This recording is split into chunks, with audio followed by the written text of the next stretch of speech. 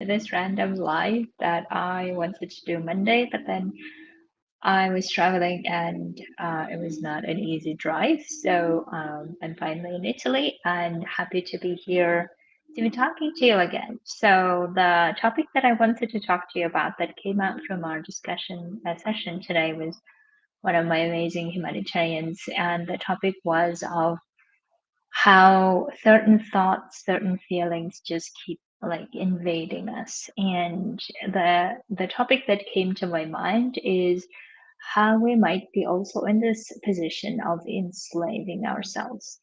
And I apologize in advance for those people who may not find it right to be using this terminology that's very strong, but at the same time, I thought maybe that could be an appropriate way for me to show you the perspective of how we're enslaving ourselves without noticing, and also using the strong terminology to describe it so that maybe we can shake ourselves up and then say, okay, we need to stop enslaving ourselves and stop doing this to ourselves because life is so precious and we have only one life to live. So why would we do that to ourselves, right? So that's the only purpose of me using this terminology.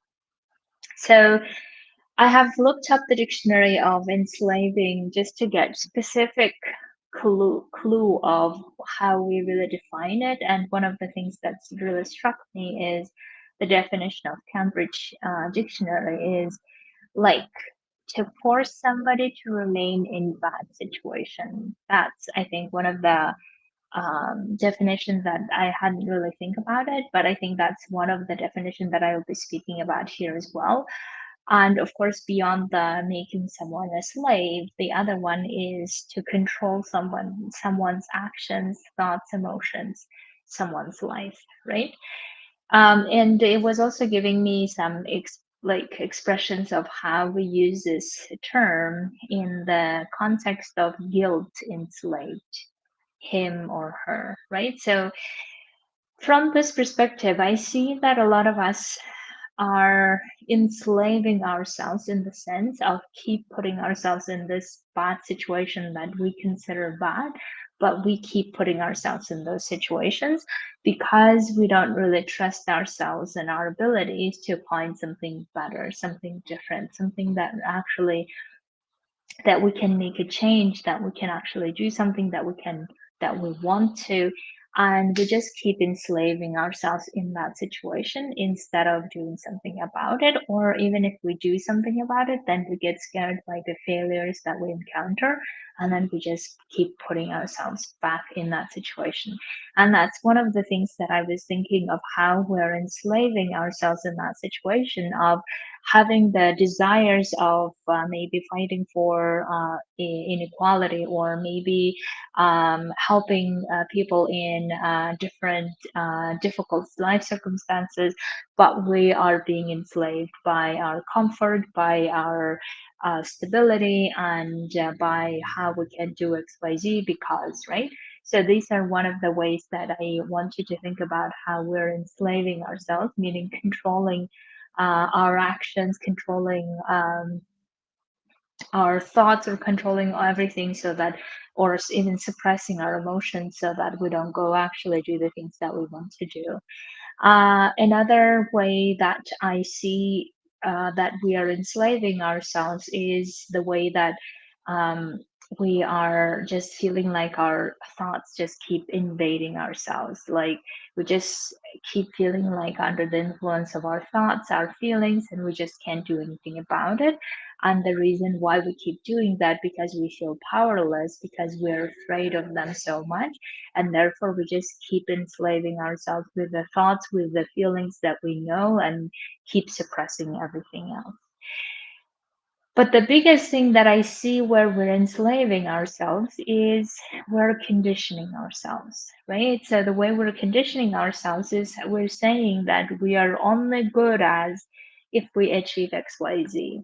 If we achieve that thing, that position, that success, that money, that stability, that whatever it is, then we're good. If we don't do that, then we're not good, or we shouldn't be happy, or we shouldn't be this, we shouldn't be that. And we keep tying our worth to those success, but also we keep believing that that success or that result, that thing determines who we are and what we're capable of. And therefore, we just keep conditioning that we love ourselves only then if we have this and this things. We don't love ourselves, or we rather actually we punish ourselves, right? So I think this is one of the biggest things that I hear among my clients is that we're so good at punishing ourselves. And we punish ourselves if we don't achieve XYZ thing. Uh, but if we do achieve XYZ, then we reward ourselves, but then we just keep going in the next journey and the next journey, and we keep chasing things. And I see this being one of the biggest ways that we are enslaving ourselves, in that we are telling ourselves that we're only worthy, or we're only good, we're only deserving if this. And the flipping the coin, the other side that I see is that we also are so addicted to struggling so much, and therefore we keep telling ourselves that struggling is good or is needed, or it has to be so struggling and difficult. And if it's not the case, then we didn't do a good job, or then we didn't deserve that thing, or then we shouldn't be really praised for whatever it is, right? So that's another way I see that we are so used to being in that enslaved mindset of how we are like suppressing ourselves, or how we are conditioning ourselves and saying that we are only good if then, and all of this. Now, the other place that I really want you to think about in terms of enslaving, that I think is another biggest part where we're doing it, is where we are enslaving ourselves to avoid fear, right? So we're so afraid of uncertainties, we're so afraid of new beginnings, or we're so afraid of starting something different, or we're so afraid of even changing things within the situation where we are. Therefore, we keep enslaving ourselves, meaning we keep suppressing certain feelings, we keep suppressing certain desires, and then we compensate it with buying lots of clothing, or shopping for it, or resting so much. But then the problem is that we can't really rest either, because the feelings, or the the overthinking, lots of thoughts keep coming up. And the reason why they keep coming up is because we're suppressing the feelings, and therefore our brain is so busy solving the problems.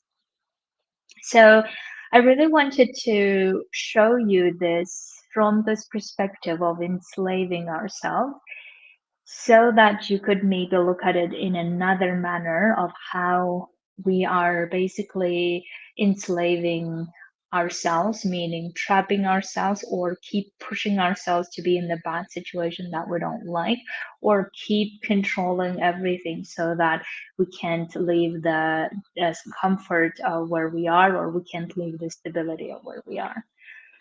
So, in other words, we are enslaved by comfort and stability, and we're so afraid of the uncertainty, and therefore we're just staying where we are, right? Even though maybe that's not what we want to. Now, the question becomes of how, like, or who's enslaving who. If we like make it very precise, is obviously we have our desires, our highest like self, who is wanting all these amazing things, or craving to make the changes, craving to make the difference in the world, and all of this. We have that highest version of who we are. And then we have lots of thoughts around fear that then keep suppressing that highest self and highest like desires, and wanting to live the life in the freest way possible. This fear type of thoughts and feel like feelings then keep suppressing that highest version of us, or highest self of ourselves, right? And therefore I love this ways that has been described by so many other people recently, where we have the highest us, highest me, And then there are lots of thoughts and lots of feelings around us, and then we can observe and decide what to do with them, right? So therefore, we have the ability to separate them and decide what to do with them. So then, if we realize and recognize this, then the question becomes, how do we stop enslaving ourselves, right? And some of the biggest ways that I know how to do that is obviously working on our thoughts and working on our feelings and learning so much more about them and learning what to do with them when they occur, especially when they're based on fear.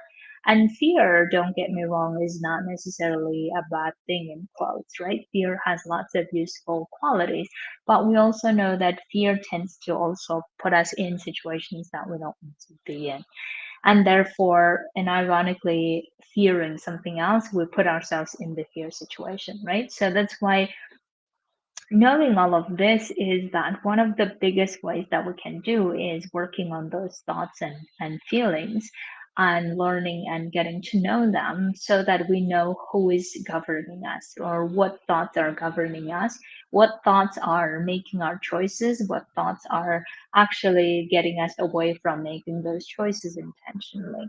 Right. So that's why one of the biggest ways that we can do is, so to say, free ourselves from those thoughts and from those feelings and getting to the place of trust, getting to the place of really believing in ourselves and our abilities, and then deciding, is this really how I want to be doing things? Is this really what I want to be doing things?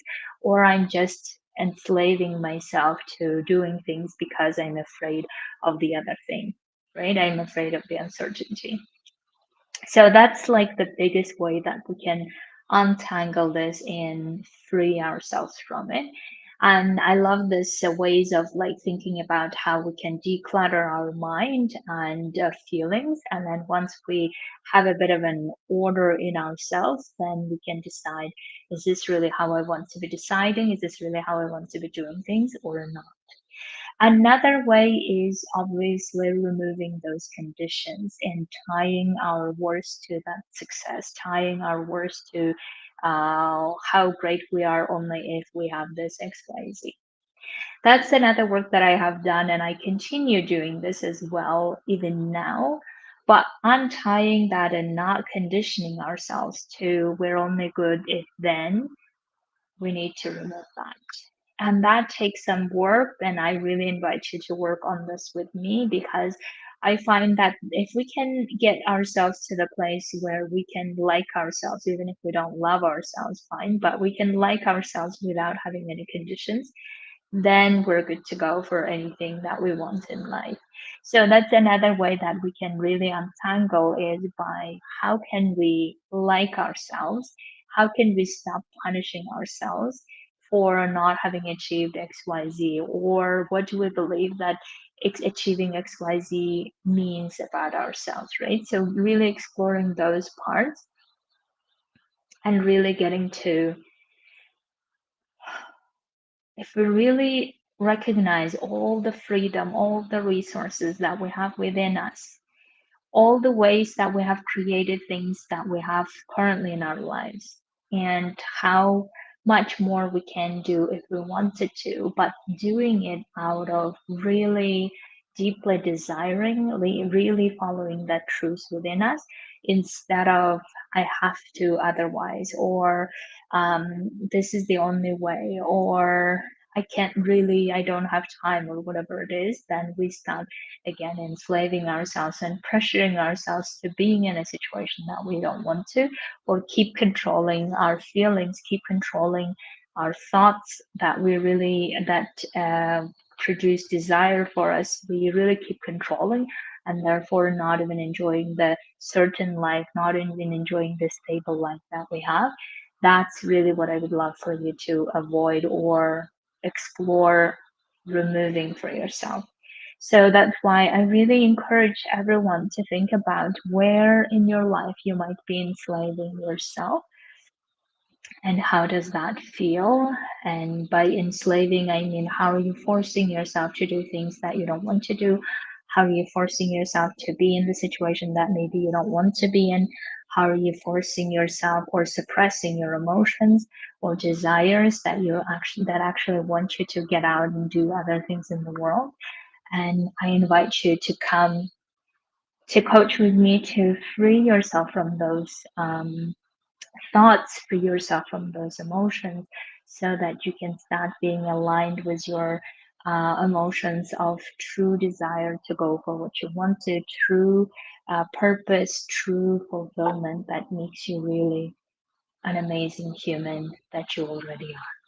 So I really, really hope that this was helpful for you to think about in another perspective of how trusting ourselves, how building that freedom within can help us remove a lot of the things that are not useful to create the life that we want to.